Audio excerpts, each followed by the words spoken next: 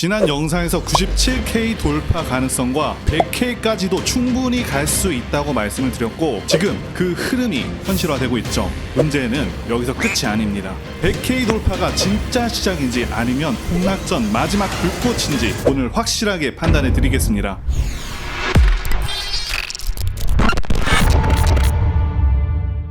안녕하세요, 사토신입니다. 비트코인은 결국 96K를 넘겼고요. 지금 시장은 다시 한번 결정적인 순간에 와 있죠. 익절할지 더 가져갈지 아니면 지금이라도 들어가야 될지 누구도 확신할 수 없는 자리라서, 그래서 더 불안하고 더 망설여지실 겁니다. 이번 영상은 그런 흐름 속에서 명확한 기준과 분기점을 확실하게 잡아드리기 위해 준비해봤습니다. 오늘 영상 구성 목차입니다. 첫 번째는 차트 구조 복귀, 지금까지 진행된 상황. 두 번째는 현재 시점, 핵심 시나리오 분기. 세 번째는 온체인과 심리 점수로 현 시장 파악. 네 번째는 상승 하락 전략 제시입니다. 먼저 지난 전략 흐름 간단히 정리해 보겠습니다.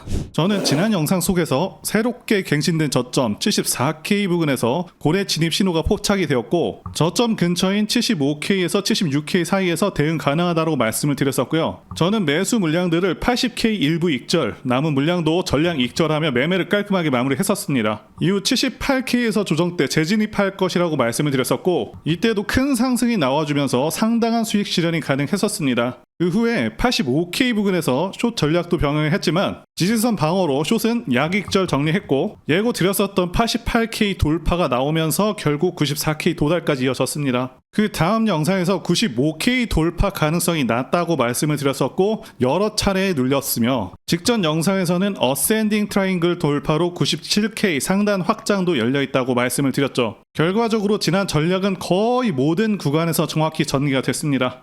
이렇게 복귀를 해봤고요. 자, 이제 진짜 중요한 구간입니다. 지금 이 흐름 솔직히 좀 헷갈리시죠? 상승일지 덤핑일지 그 누구도 단정하기가 좀 어렵습니다. 그래서 지금부터 두 가지 핵심 시나리오 하나씩 짚어보겠습니다. 어떤 시나리오의 가능성이 훨씬 더 큰지도 뒤에서 정리하도록 하겠고요. 자, 먼저 시나리오 A입니다. 현재는 상승 조정 구조 ABC의 C파가 진행 중입니다. 특히 C파는 A파의 정확히 2배 구간까지 확장이 되었고요. 이 구조가 유지가 된다면 추세 지속의 가능성이 열려 있습니다. 현재는 이 2배 구간을 터치하면서 무너지질 않았고, 고점을 높이는 움직임이 나오고 있다는 점에서 단기 고점이 아니라 마무리 직전 확장 국면일 가능성이 커졌습니다. 이와 관련해서 해외 전문가의 의견을 보시면 케빈 스벤스는 C파가 A파의 2배에 이른 후에도 고점을 유지한다면 그건 단순 조정이 아닌 다음 임펄스 전환의 예고일 수 있다라고 했고요. 다나 산토스는 이번 상승은 단기 숏 커버링보다 기간 기반의 현물 매수 중심이기 때문에 가격이 흔들려도 추세는 유지되는 그런 구조라고 했죠. 그리고 매튜 하일랜드는 기술적으로 과열을 논하기에는 이 펀딩비도 낮고 시장 참여자들이 오히려 조심스러운 상태라서 이건 흔한 고점과는 다르다라고 의견을 냈습니다. 자, 그래서 시나리오 A는 95에서 96K 단기 눌림 구간에서 지지 여부를 확인하여 돌파 시 타깃은 102K,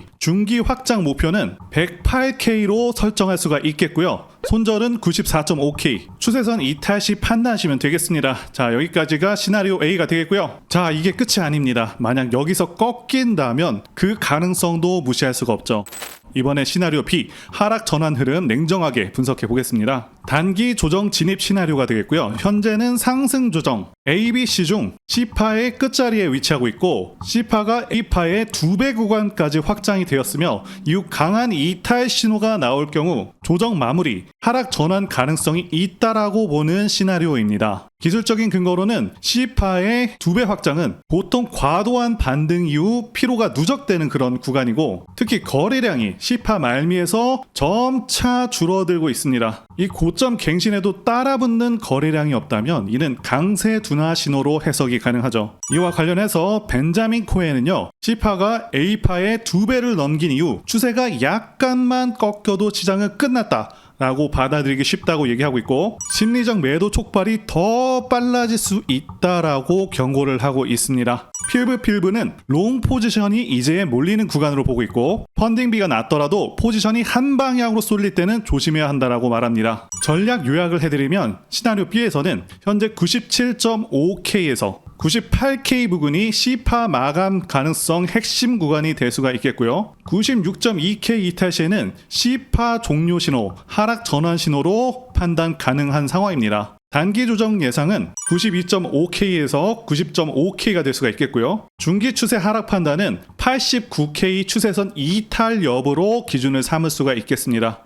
AI 시스템으로 분석한 결과 현재 시나리오 A의 확률, 즉 100K 돌파 후에 추세 지속 상승 가능성을 66%로 판단하고 있고요. 시나리오 B인 C파 마무리 후 하락 전환 가능성은 33%로 예측을 하고 있습니다.